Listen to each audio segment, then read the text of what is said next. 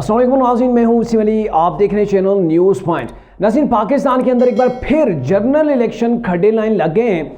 आप कह सकते हैं कि अब जो इलेक्शन है मज़ीद वो डिले होने जा रहे हैं। पिछले दिनों तो गो के इलेक्शन कमीशन ने टाइम शेड्यूल सब कुछ दे दिया था, बट ऐसे दो फैक्टर सामने आ गए हैं जिनके ऊपर पहले कभी बात नहीं की गई, जिनके ऊपर पहले सोचा नहीं गया और अब जाके वो सामने आए हैं। तो उसकी बेस के ऊपर लग रहा है कि इलेक्शन डिले हो सकते हैं। दूसरी बात कि ये जो फैक्टर्स हैं, आप मत समझिएगा कि कहीं पर एस्टेब्लिशमेंट नहीं चाह रही या फिर इलेक्शन कमीशन की नीयत दुरुस्त नहीं है या फिर जो नेगरान सेटअप है कि वो इलेक्शन नहीं करवाना चाह रहा, वो तवील मुद्दत तक जो है वो अपनी हुक्मरानी पाकिस्तान के ऊपर करना चाह रहा है, ऐसा हरगिज़ नहीं है।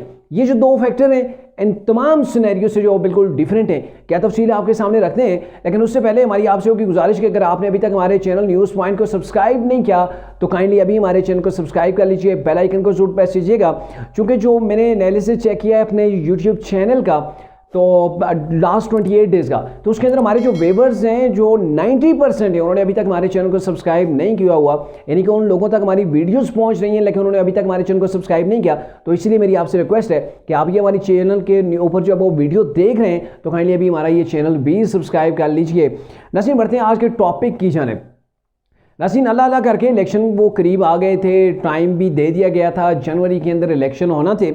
लेकिन अभी जो सिनेरियो पाकिस्तान के अंदर डेवलप हो गया है किसी हद तक ख़तरनाक भी हो गया है। दो अहम फैक्टर हैं जिसकी बेस के ऊपर अभी ये असेस किया जा सकता है कि मुमकिन तौर पर ये इलेक्शन 2-3 महीने एक्सटेंड भी हो सकते हैं, डिले भी हो सकते हैं। तो दोनों फैक्टर कौन से?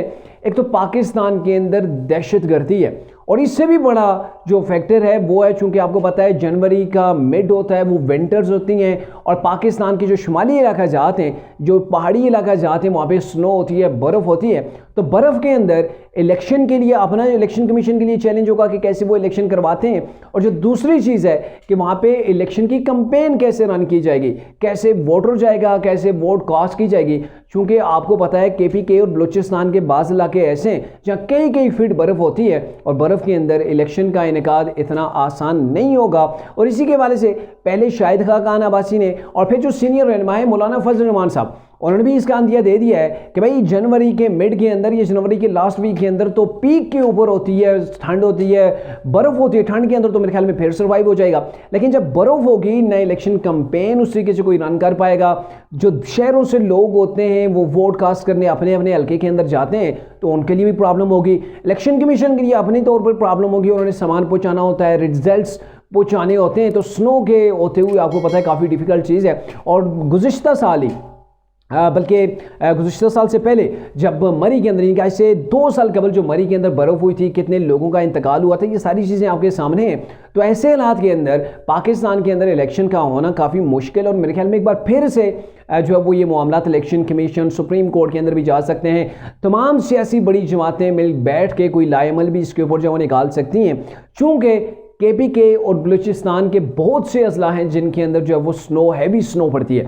अब जो दूसरा फैक्टर है वो दहशतगर्दी का है। तो आपको पता है पिछले कुछ महीनों से, तकरीबन 8-10 महीनों से पाकिस्तान के अंदर दोबारा से दहशतगर्दी ने सर उठा दिया है। रिसेंटली आपने देखा था GUI का एक जलसा था, उसके पहले ही एक धमाका हो गया था। मौलाना फजल रहमान के एक साथी ज़ख्मी हो गए थे जिनके ऊपर अटैक किया गया था। और 12 रबीउल अव्वल को पाकिस्तान के अंदर कितना बड़े नाखुशगवार वाक़या मस्तूंग के अंदर हुआ। और मस्तूंग का जो इलाका है बलूचिस्तान का, ये तो एक किस्म का आप कह सकते हैं इंतहाई खतरनाक इलाका है। वहाँ पर आए रोज़ ऐसे वाक़यात हो रहे हैं, KPK के अंदर हो रहे हैं। अभी हंगू के अंदर रिसेंटली पुलिस का जो इलाका था अपना, उनका थाना वगैरह था, उनकी अपनी मस्जिद थी, वहाँ पे जो है वो धमाका किया गया। मियाँ वाली के अंदर पुलिस ने जो है वो इन जो बम्बार थे, खुदकश बम्बार थे या जो भी दहशतगर्द थे, इनको पहले ही जो है वो काउंटर कर लिया। तो वहाँ पे एक बड़ी जो है वो लॉस से जो है वो कौम बच गई, सारा जो है वो बचत हो गई। लेकिन आप देखें कि किस कदर अभी से ये चीज़ अगर शहरों के अंदर, बाज़ारों के अंदर ये चीज़ शुरू हो गई है, मस्जिदों के अंदर, और फिर इलेक्शन के जब जलसे होंगे, रैलीज होंगे, तो ये जो दहशतगर्द हैं, जो पाकिस्तान के दुश्मन हैं, उनके पास तो सुनहरी चांस होगा कि इसी का फ़ायदा उठाते हुए पाकिस्तान के अंदर जो स्टेबिलिटी आ रही है उसको डाउन किया जाए। ऑलरेडी आपको पता है कि पाकिस्तान की मैशत जो है वो डाउन क्यों हुई है। पहले तो बात यह कि पाकिस्तान के अंदर सियासी अदम इस्तेकाम रहा है, और दूसरी चीज़ ये है कि पाकिस्तान के अंदर अमन नहीं रहा है, यहाँ पे दहशतगर्दी रही है। दहशतगर्दी ने एक लंबे टाइम तक पाकिस्तान के अंदर डेरे डाले रहे हैं और पाकिस्तान हालत जंग के अंदर रहा है, जिसकी वजह से पाकिस्तान की इकानमी जो है वो कमज़ोर हुई है, जकड़ के रह गई है। यहाँ पे बाहर के इन्वेस्टर जो है वो अपने आप को पाकिस्तान के अंदर उस तरीके से सेफ फील नहीं करते थे। इसकी वाज़ेह मिसाल वो क्रिकेट है कि पाकिस्तान के अंदर क्रिकेट कितने टाइम के बाद, कितनी मेहनतों, कितनी जद्दोजहद के बाद वापस लौटा। सिर्फ एक वाकया हुआ था वो दहशतगर्दी का कि क्रिकेट टीम जो श्रीलंका की थी उसके ऊपर जो वो हमला किया गया था। हालांकि वहाँ पे सारे अल्हम्दुलिल्लाह लोग महफूज रहे थे, जितने भी वो पाकिस्तान के अंदर प्लेयर्स आए हुए थे, बट बड़ा ही नाखुशगवार जो है वो वाकया हुआ था और उसकी वजह से पाकिस्तान को खेलों के मैदान के अंदर काफ़ी जो है वो पीछे जाना पड़ा।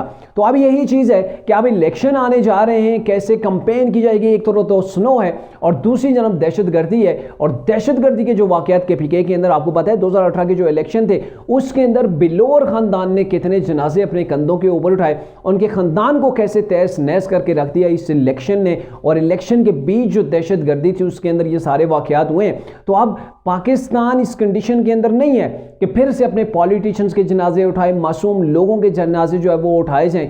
तो ये खून रेजी का जो सिलसिला है, जब तक इसको काउंटर नहीं किया जाता, जब तक दहशतगर्दों के खिलाफ ऑपरेशन नहीं किया जाता, और अभी जो स्नो का प्रॉब्लम है, तो ये दोनों मामलात के ऊपर मेरे ख्याल में अभी इस कौम को या फिर कौम के जो लीडर्स हैं या फिर जो हमारे इदारे हैं उनको बैठना पड़ेगा, और बैठने के बाद ही कोई अमल जो है वो निकाला जाएगा। लेकिन यहाँ पे एक और चीज़ है, वो बड़ी लिंक है इलेक्शन के साथ, वो है जी नवाज शरीफ की वापसी।